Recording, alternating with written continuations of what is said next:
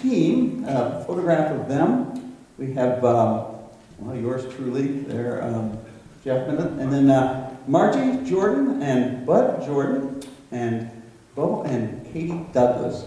And I'm going to invite them just to introduce themselves to you. Maybe you could tell us what kind of work you did, or if you're retired, what kind of work you do, or if you're retired, what kind of work you did. And we'll just start out with that. Margie. Okay.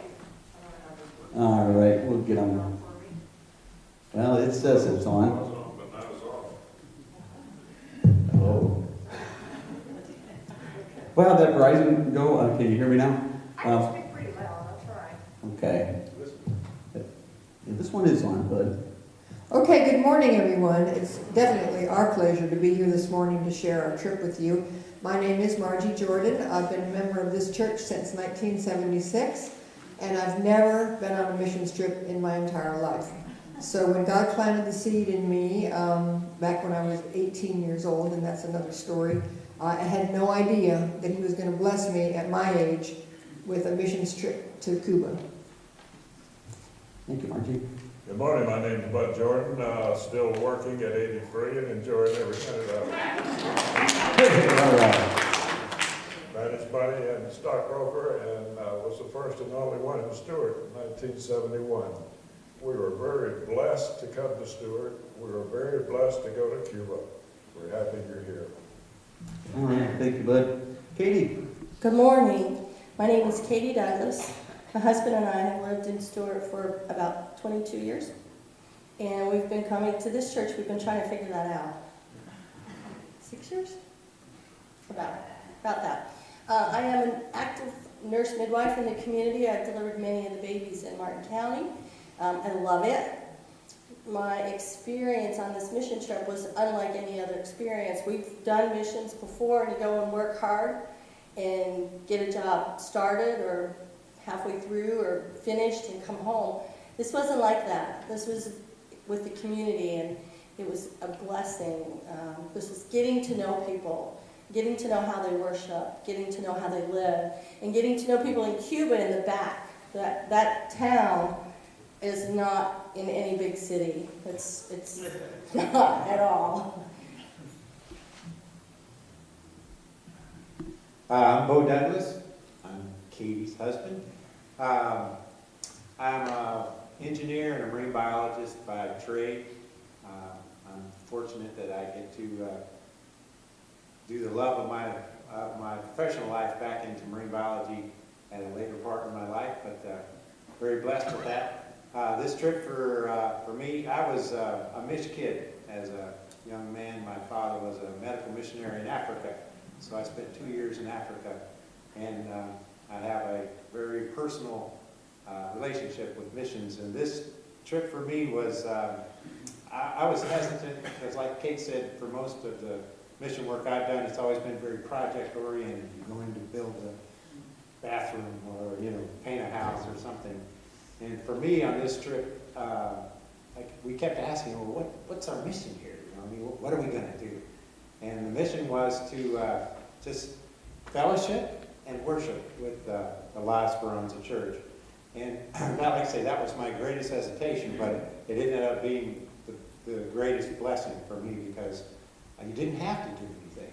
Your purpose was to know the people, to know the church and the community, and to be part of it. And they were more than welcoming and more than open to allow us to do that. It really is about relationship building, and that comes through in what you all shared. Thank you. Well, the first night that we were in Cuba, they had a worship service, a brief worship service, and the focus verse that Pastor Juan, our sister church pastor, chose, was Psalm 133, which is a very brief psalm. And that first verse of that psalm is a favorite of mine anyway, but it's just stuck with me ever since our trip. And you see the words on the screens, how very good and pleasant it is when kindred live together in unity. All God's people said? Amen. Amen. And I've also been thinking about John chapter 17, where Jesus prays for us, not just his disciples then, but all that would follow. And he prays that we would be one. And it really is marvelous to me when you go to another country and you encounter Christians there who we don't speak the same language, may have a different skin color, definitely a different culture, yet in Christ we really are one. And this is one of the things that came through to me during our time in Cuba. Well, we left on Wednesday, September the 7th. We left out of Fort Lauderdale Airport, and we took quite a few things with us. We had 12 pieces of luggage, and this did not include a little bit of our personal stuff was in there, but we all had like a rolling carry-on and a backpack. So this was stuff that you had given, and some others in our community as well, for us to take down. And we're going to learn a little bit more about all that stuff. It's a one-hop flight from Fort Lauderdale. It's now commercial service. Used to be charter service, but now you can just buy a ticket on JetBlue and go to Cuba. And so we did. Yes. Those bags were 50 pounds each. Thank you. Weighed and measured more than once. So if you do the math, it's like 600 pounds worth of stuff. And I believe we left all those suitcases there, as well as the contents. Thank you, Katie. Well, we got there. We were met exuberantly by our sister church. We got a picture there. This was to be our traveling vehicle for the week. We also had another vehicle on this particular day to carry all the stuff, plus the people who came to greet us. This automobile, and you see a lot of old automobiles in Cuba. Who can tell me, what this was a Ford Fairlane, if I remember right. You remember the year? Yeah, stretch 1957 Ford Fairlane. All right, the stretch model, yeah, extra seat in the back. So it could accommodate the 5 of us, plus the translator, plus the driver, and there was usually another person or two in there with us as well, from the church, yeah. That first night that we got there, they had a meal set up for us. There we are around the kitchen table. This is in the parsonage, which is right next door to the church. And if you've been coming to First United Methodist, you know that we helped purchase this parsonage for the church. We had a matching grant from the Florida Annual Conference of the United Methodist Church. And it really is a fine home. They have just done marvelous with it. I believe it has a new roof since they purchased it. But here we are, we're around the table. At the end of the table, far end of the table is Pastor Juan, and seated to his right, you see him on the left, is Uli, our translator, and then Bo, Pastor Estela, who is Pastor Juan's wife, myself, and then Katie and Margie and Bud.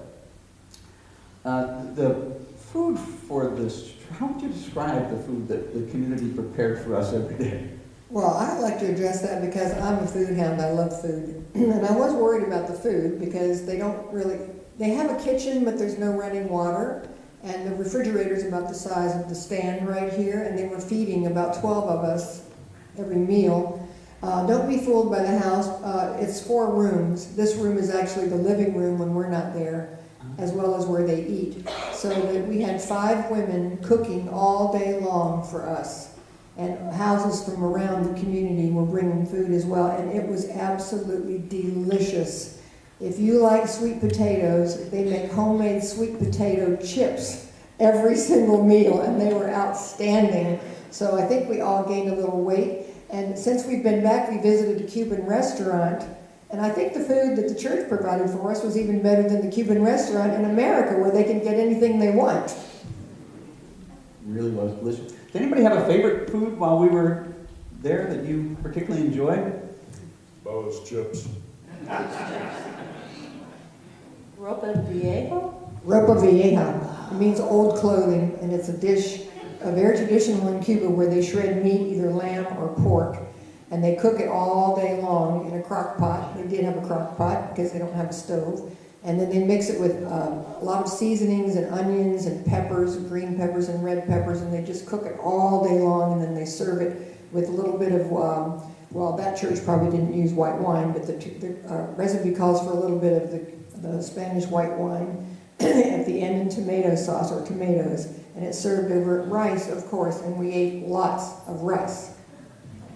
They prepared a sauce every day called mojito or mojo, and it was fresh, sour limes, sour oranges, garlic, cumin, vinegar, a little bit of olive oil. I have the recipe in my head. You could put this on anything, and it tasted good. Anything. And the fried sweet plantains were out of this world too. Dessert every meal. You have a favorite? I liked the amount of and the types of tropical fruits that they had. We had guava most of the meals, which we're lucky when we were there. That was in season. Fresh papaya, fresh guava. They would put they wouldn't just serve it. You know, they would make it very appealing to the eye as well. So I really enjoyed the mojito sauce and the fruits that we had there as well. And I'm a dessert guy. Put me down for the flan. with the another fan, the Cafe Cubano, which I just love Cuban coffee, with or without leche. Delicioso. Okay. Well, what do we have next here? Next slide. Also, there was a cleanup crew. That's the kitchen outside. Oh, okay. I think, yeah, this is doing some dishes afterwards. The first worship service, they had liturgical dancers, which is kind of cool that we had our own children's dancers today. This seemed to be a regular feature of worship. Well, the next day we were back in the community, and it was time to begin unpacking the luggage. So on this next slide, you can see this is the medical suitcase that Katie and Margie are going through there. Who are we seeing in this picture from Cuba? This is Dr. Leandro. He's a 26-year-old man who is married to Rosie. Rosie was one of the women who helped prepare the food. And these people, the key people that waited on us and that we saw daily, were active church members. They were part of the church. They were president of this and president of that. Margie knows better which group they were all associated with, but they were very important in the church. Dr. Leandro got his education in Cuba. In Cuba, education is free for everyone. So the young people in Cuba they aspire to be big things, and they achieve it. However, in Cuba, this doctor makes $40 a month, and he's happy. He's happy to be there. He's happy to serve the people. He's would like more money, of course. He's planning, in order to make more money, to go to Venezuela. Yeah, I don't know if you've kept up with Venezuela. It's more dangerous than Colombia right now. But anyway, he works in a clinic in Buenaventura. Their hospital that they would transfer, the clinic isn't a hospital, it's a clinic. They treat and send people home. And when people go to the hospital, just to backtrack a little bit, they don't go by ambulance or car. They go by cart and horse, or a bicycle, or they walk. If they're in dire need, there is one ambulance that runs from Buenaventura to Holguin, which is an hour away. So if that ambulance is gone, it's 2 hours before they'll have access again. While we were there, they did transport a woman because she was in labor. Well, it's kind of what I do. And so to have to do that every time, because you can't go by cart and donkey or cart and horse to Holguin. In Holguin, there are 3 hospitals. One is a pediatric hospital, one is a general hospital. And I wasn't real sure if the maternity hospital was part of the general hospital, a women's hospital. So the medical services are there. I wouldn't say that they're at all like our medical services. Unfortunately, we didn't tour a hospital or a clinic, but Dr. Leandro is proud of what he does, and we fell in love with him. I want to give a huge shout out to Jerry and his Sunday school class, because they provided a lot of the medicine that we sent. We also shipped some up down. We have to drive to Fort Lauderdale to a special travel agent to ship things, and they do it by pound. And so we sent about $200 worth of medicine down there, $200 pound-wise of medicine in November. And there are things like Band-Aids. They don't have access to Band-Aids or gauze. Dr. Leandro said he didn't have a blood pressure cuff. So even when you do get to the hospital, they may not have what you need at the moment. The B&B we stayed in was an hour away from the church in Buenaventura, And the B&B owner, the woman, had a very severe gallbladder attack during the night, and her son had to drive her by bicycle, even in the city, 2 hours on the bicycle to get to the hospital where they do have surgery and more services. Remarkable, remarkable. There's another unpacking slide. This looks to be mostly, well, what are some of the things that we took that filled all those 12 suitcases? We had clothing, we had things for children, we had liturgical dance, garb. It's amazing, Mark. The keyboard. Oh, yes. Well, we'll hear about that later because there were 2 out of the 12 pieces of luggage, 2 did not arrive. They were both mine. So I became very familiar with the people at the airport going back. Donde es mi equipaje? Where is my luggage? It's about that, and asking what the baño is. Extend my Spanish. All right, so here we are. We're unpacking. Next slide shows us, these women were part of a team that would distribute all the clothing that we brought. So they were sorting. They know the families in the church. This church has 66 members in it. It's extraordinarily vital. We'll hear a little bit more about that as we go along as well. But you can see in the following slide the results of their labors. They had bagged for every family clothing. I'm sure there'd be some swapping around as needed. But all these gifts were very much appreciated. Now, early on in the week, we got a tour of the sanctuary. Because they have some more things they want to do to it. And they have been doing a lot in the last 3 years since Pastor Juan was appointed there. You can see, let's back up one. Even this entryway does not have a roof on it at the moment, but I wouldn't be surprised if by now it does. This was something they were almost completed. If we go to the next slide, we'll see this is the interior, which is still rough on the inside. Again, the remodeling's underway. This roof is new, which they have done. They want to make some improvements. Flooring, they would like to put tile down. There's some minor cracking, but not enough to make tile shift. They have a lot of pride in their worship space, and they want to make it beautiful. I wanted to mention the lighting. The government provides light bulbs. Yeah, let's look at the next slide. You can see, here we go. So, tell us about the lighting. If you're an electrician and see those wires hanging out of the wall, you'd be horrified. However, they made it work. But the thing is, they didn't have enough money to buy lights for the church. So the people that live in the community took lights out of their own homes and donated it to the church to use, especially for our visits, so we'd have the nicest atmosphere we could possibly have.